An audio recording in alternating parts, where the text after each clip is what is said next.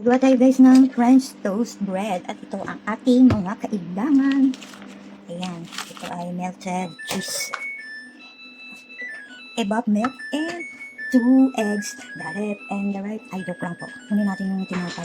Ito guys, ang ating tinapay. Gagawin na natin siyang French toast bread. Kesa siya ay masira at amagin, siya ay atin ang iluluto.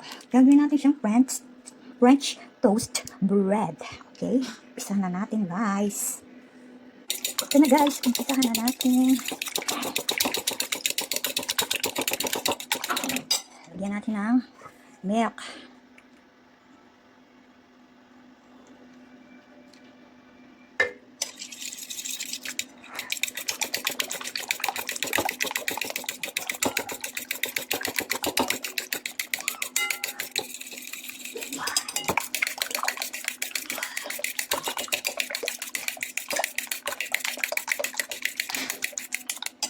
Lagyan natin ng konting paminta guys.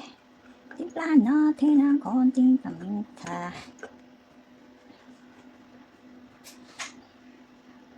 Konti lang para siya ay lasang masarap. Lagyan natin ng konting asin para may lasa. Ayan, konti lang guys.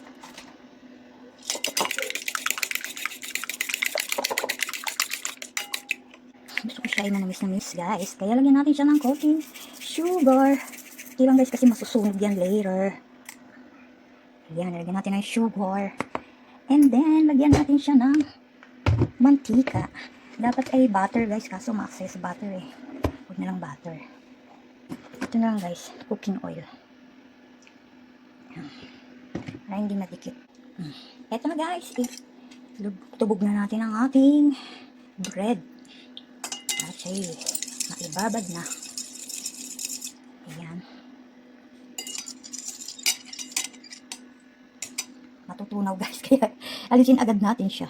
Ayan na guys, patigisin muna natin. Kasi masyadong maraming gatas. So, kailangan natin patuluin. Sasalain muna natin ang ibang gatas para siya ay hindi masyadong masabaw. Ayan, para marami tayong magawa. Ayan na guys, ubos na. Naiga na, natuyot na yung gatas natin. Ito na guys, umpisa na natin. Ipo-fry na natin ang ating French toast bread. Para siya maging French toast bread. Ayan. Iprito natin siya.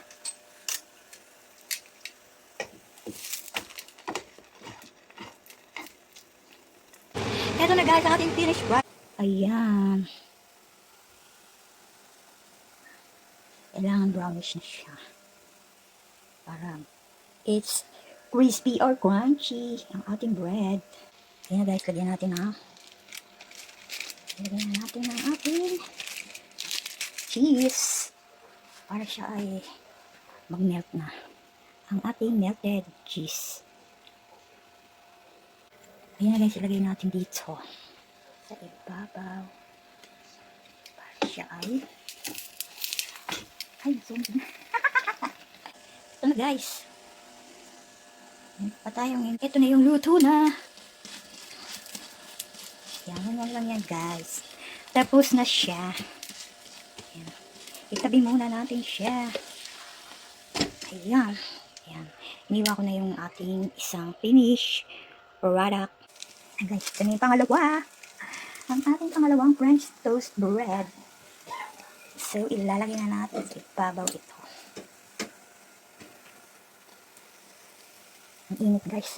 Ayusin natin. Ito na guys, ang ating pangatlong French toast bread. Ayan.